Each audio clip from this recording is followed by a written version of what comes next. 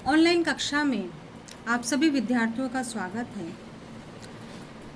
MA उत्तरार्ध के साहित्य वर्ग का तृतीय प्रश्न पत्र, जिसमें ऑप्शनल है कवि विशेष का अध्ययन कालिदास।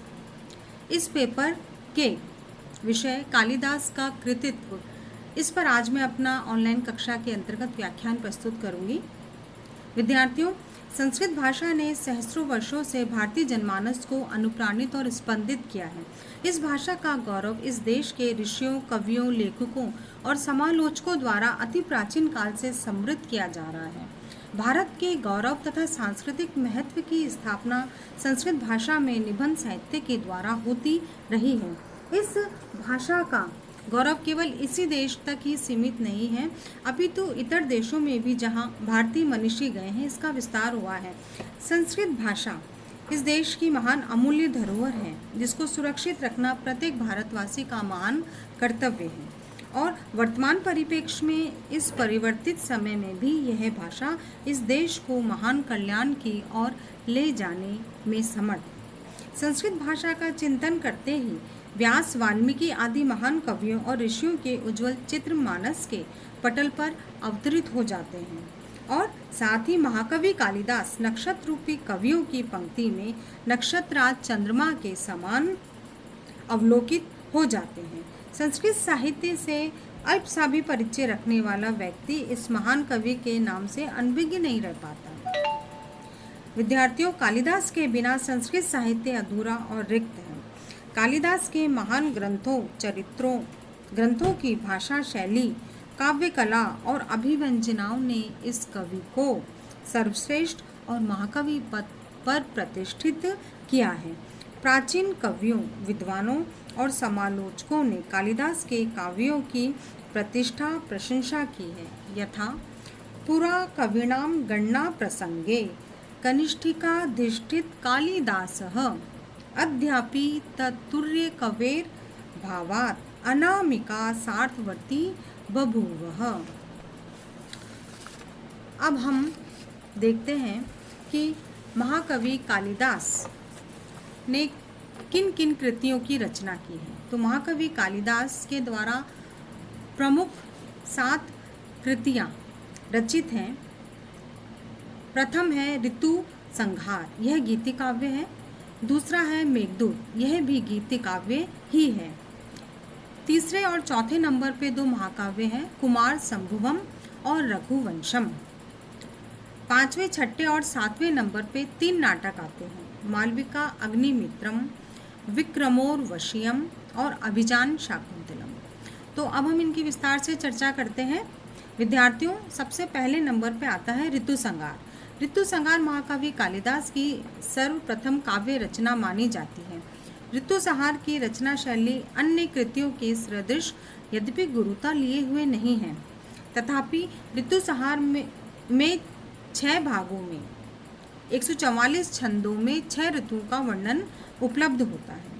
इसमें ग्रीष्म, वर्षा, शरद, हेमंत, शिशिर और वसंत ऋतुओं का बड़ा ही सरल, सरस, सुबोध भाषा में प्रसाद गुण से परिपूर्ण चित्ताकर्षक वर्णन किया गया है।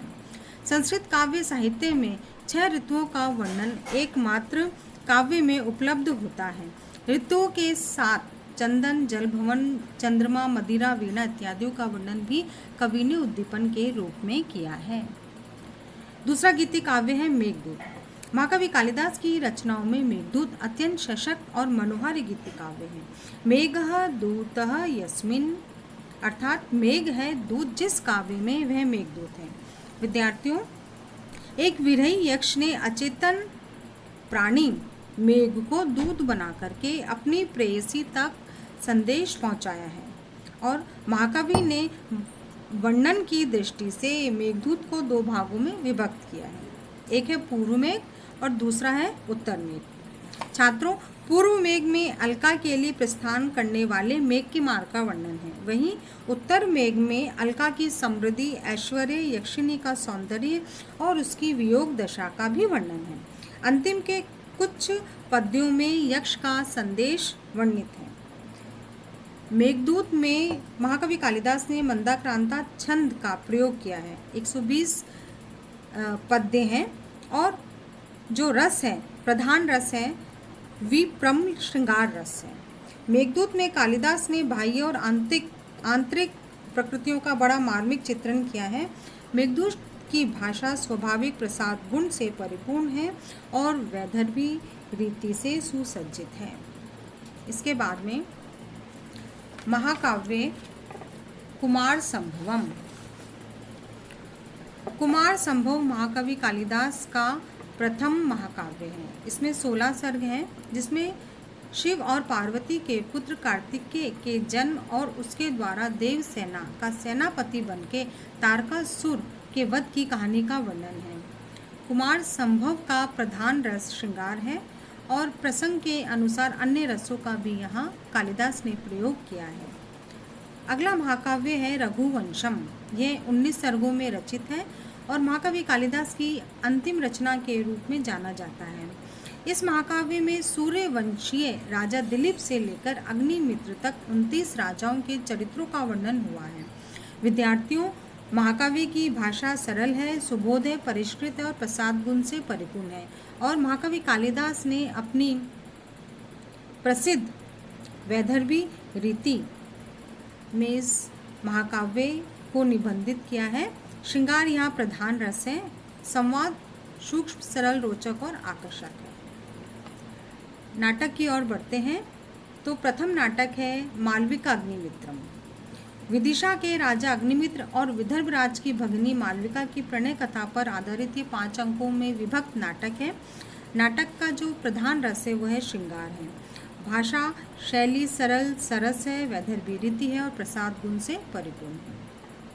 छात्रों, अगला नाटक है विक्रमोर्वशीयम। महाकवि कालिदास की दूसरी नाट्य कृति में पुरुरवा और उर्वशी की पौराणिक कथा पर आश्रित यह नाटक है और शास्त्रीय शब्दावली में इसे त्रोटक कहा जाता है। क्यों कहा जाता है? क्योंकि नायक और नायिका मानवीय और दैवी इन 2 कोटियों से संबंध रखते हैं।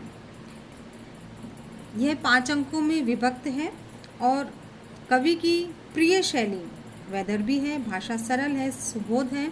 कवि ने अपनी शैली की मौलिकता से अत्यंत रमणीय रूप में पुरुरवा और उर्वशी की प्रणय कथा को प्रस्तुत किया है। अंतिम नाटक है अभिजान शाकुंतलम। महाकवि कालिदास की सर्वोत्तम विश्व प्रसिद्ध कृति अभिजान शाकुंतल नाटक है। कहा जाता है काव्येषु नाटकम रम्यम तत्र रम्या शकुंतला। इसमें 7 अंक हैं। इन 7 अंकों में राजा दुष्यंत और शकुंतला की प्रणय कथा वर्णित की गई है।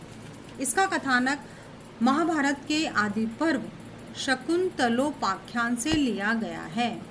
महाभारत की इस कथा को कालिदास ने अपनी अद्भुत कल्पना का पुट देकर विलक्षण नाटकीय रूप प्रदान किया है। छात्रों, शाकुंतल में कालिदास की शैली अत्यंत परिष्कृत रूप से प्रस्तुत हुई है। शब्दों का सुकुमार विन्यास, छंद, माधुर्य और सूक्ष्म व्यंजनावृत्ति इन विशिष्ट गुणों के कारण कवि की शैली में अपूर्व रमणीयता आ गई है। किसी समालोचक ने उचित कहा है कालिदासस्य सर्वस्वम अभिजान शाकुंतलम। शाकुंतलम में वैदर्भी रीति के साथ माधुर्य और जो प्रसाद तीनों गुणों की अभिव्यक्ति सम्यक रूप से होती है। प्रधान रस श्रृंगार है, किंतु प्रसंग के अनुकूल करुण, रौद्र, वीर आदि रसों की भी अभिव्यक्ति हुई है। विद्यार्थियों, महाकवि कालिदास ने आंतरिक और बाह्य दोनों प्रकार की प्रकृति का सुंदर और स्वाभाविक वर्णन